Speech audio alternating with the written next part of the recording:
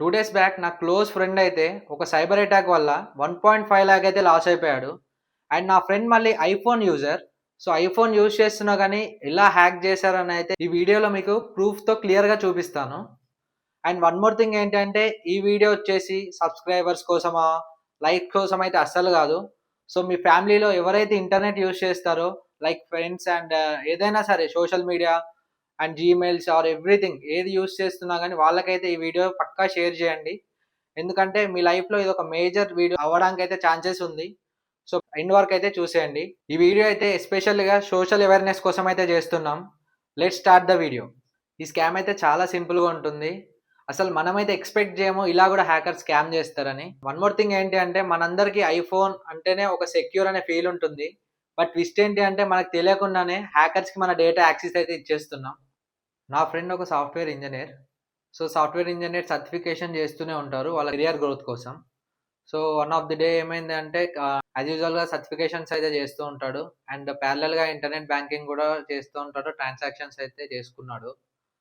So, same day ఒక email అయితే వచ్చేసింది. సో, ఈమెయిల్ ఇగ్నోర్ చేసి బ్యాంక్ ట్రాన్సాక్షన్ చేసుకున్న తర్వాతనే పర్సన్ ఎళ్ళేసి ఈమెయిల్ ఓపెన్ చేయగానే అక్కడ ఏమని ఉందంటే డౌన్‌లోడ్ సర్టిఫికేషన్స్ అని అయితే ఆప్షన్ చూపెడుతుంది. వాళ్ళొక లింక్ షేర్ చేశారు. సో, ఇమ్మీడియేట్‌గా లింక్ క్లిక్ చేయగానే బ్రౌజర్‌లో ఒక పేజ్ అయితే ఓపెన్ అవుతుంది. Like blank page. బట్ అదైతే స్టిల్ లోడ్‌లో ఉంటుంది. సో, అలా 2 టైమ్స్ అయితే ట్రై చేశాడు.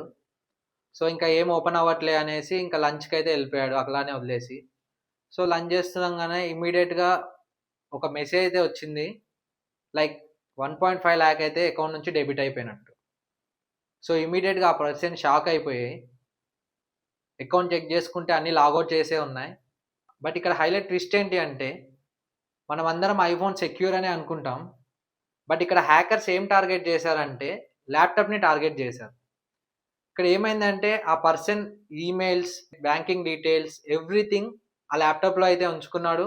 సో, ట్రాన్సాక్షన్స్ కూడా అదే ల్యాప్‌టాప్ నుంచి చేస్తాడు. సో, ఎప్పుడైతే ఆ లింక్ క్లిక్ చేసినప్పుడు ఆటోమేటిక్‌గా హ్యాకర్‌కైతే బ్యాంక్ డీటెయిల్స్ ఇవన్నీ అయితే యాక్సెస్ వచ్చేసాయి. సో, మేబీ అలా ఎలా చేశారనైతే ఇప్పటి వరకు తెలీదు. ఇంకా ఎంక్వైరీ అయితే జరుగుతుంది. సో, మేబీ వన్స్ అది తెలిసినంక గూడా మేమైతే షార్ట్స్ ద్వారానో ఎలా అయితే మీకైతే చెప్తాము అవేర్‌నెస్ కోసం. సో, ఫస్ట్ ఆఫ్ ఆల్ ఇక్కడ జరిగిన మిస్టేక్ ఏంటి అంటే, ఆ ల్యాప్‌టాప్ అనేది ఓపెన్‌లో పెట్టేసి అయితే లంచ్‌కెళ్ళాడు. అదొక one issue.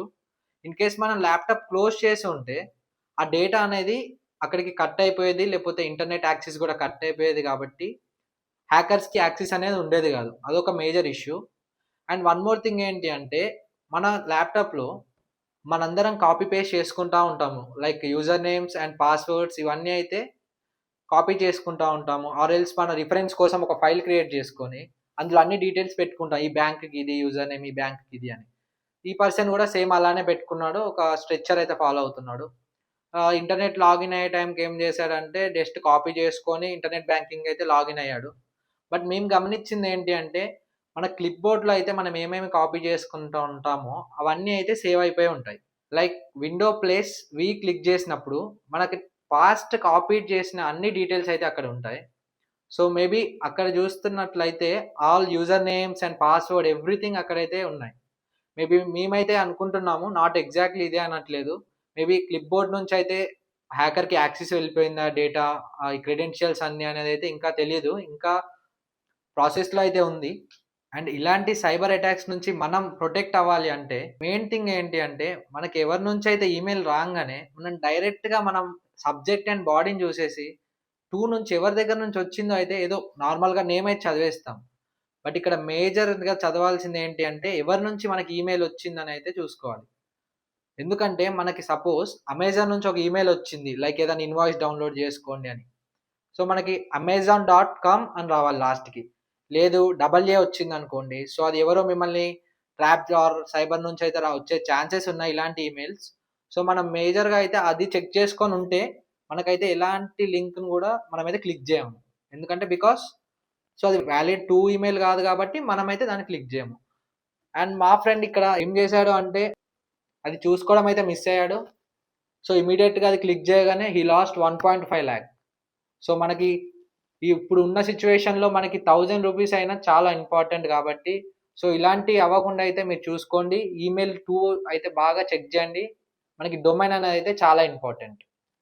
And one more thing ఏంటి అంటే IT employees or bank employees ఎవరైనా సరే వాళ్ళ పర్సనల్ వర్క్ అయిపోగానే డైరెక్ట్ లాగౌట్ చేయకుండా ల్యాప్టాప్ని క్లోజ్ చేసేసి పక్కకు పెట్టేస్తున్నారు. ఇక్కడ ఇష్యూ ఏంటి అంటే మనం ఎప్పుడైతే ల్యాప్టాప్ లాగౌట్ చేయకుండా క్లోజ్ చేసామంటే సో మనకు ఏదైతే యూజ్ చేసామో ఆ క్యాచీ డేటా అంతా సో పాస్ డేటా అంతా అది అక్కడ స్టోర్ అయి ఉంటుంది. ఇన్ కేస్ ఏదైనా హ్యాక్ ఏదైనా జరిగినా కానీ ఆ డేటా అంతా ఈజీగా హ్యాకర్కి యాక్సెస్ అవుతుంది. సో ఇది ఒక బిగ్ మిస్టేక్ మనం చేసేది. మనం డైలీ ఆర్ మన వర్క్ అయిపోగానే ఇమ్మీడియట్‌గా మన ల్యాప్‌టాప్ అనేది రీస్టార్ట్ ఆర్ లాగౌట్ అయితే చేయాలి. సో ఇదొక మేజర్ ఆప్షన్ అని చెప్పుకోవచ్చు. అండ్ ఇక్కడ మనకి క్లిప్ బోర్డ్ ఆప్షన్ అని అయితే ఒకటుంటుంది. సో మనం ఎప్పుడైతే విండో ప్లస్ వి క్లిక్ చేసినప్పుడు మన పాస్ డేటా ఏదైతే మనం రీసెంట్‌గా అన్ని కాపీ పేస్ట్ చేసి యూజ్ చేసుకున్న డేటా అంతా అక్కడ స్టోర్ అవుతుందన్నట్టు. సో ఇది కూడా మీకు ఒకవేళ ఛాన్స్ ఉంటే మీరు ఆఫ్ చేసుకునే ఆప్షన్ అయితే ఉంటుంది. ఆర్ ఎల్స్ మీరు రెగ్యులర్‌గా సిస్టమ్‌ని రీస్టార్ట్ చేసుకుంటే ఇదైతే ఇంకా చాలా బెటర్ ఆప్షన్ అని చెప్పొచ్చు. అండ్ వన్ మోర్ థింగ్ ఏంటి అంటే ఎవరైతే సోషల్ మీడియా లైక్ యూట్యూబర్స్ ఎవరైనా bank employees or IT employees or any kind of employees ఎవరైతే ల్యాప్టాప్ ఆర్ సిస్టమ్ యూజ్ చేస్తున్నారో ఇదైతే యూజ్ అవుతుంది.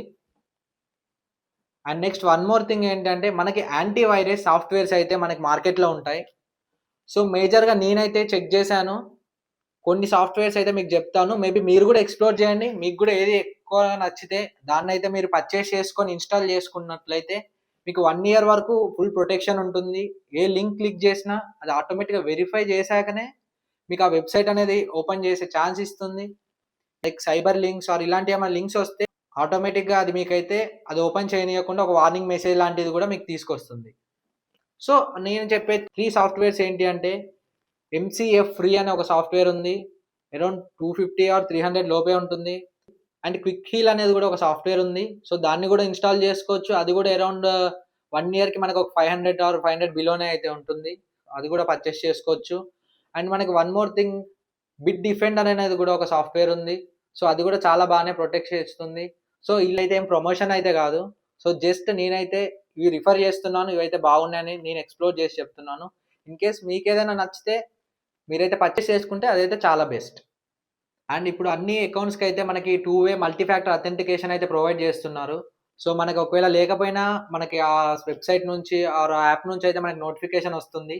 సో డెఫినిట్‌గా దాన్ని ఇగ్నోర్ చేయకుండా మీరైతే లాగిన్ చేసుకుంటే మీకు చాలా యూజ్ అవుతుంది. ఎవరు మీ అకౌంట్ ఓపెన్ చేయాలి అన్నా గాని మీకైతే ఒక కోడ్ అనేది అయితే తీసుకొస్తుంది. సో ఇది కూడా చాలా బెటర్ అని చెప్పొచ్చు.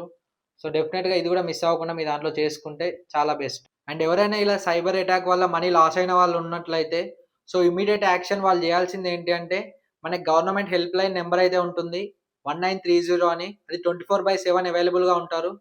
సో ఇమ్మీడియేట్‌గా మీరు కాల్ చేయగానే మీ దగ్గర నుంచి bank statement and me Aadhaar card అయితే అడుగుతారు. సో మీరు ఇమ్మీడియేట్‌గా ప్రొవైడ్ చేస్తే సో కంప్లెయింట్ అయితే రిజిస్టర్ అయిపోతుంది.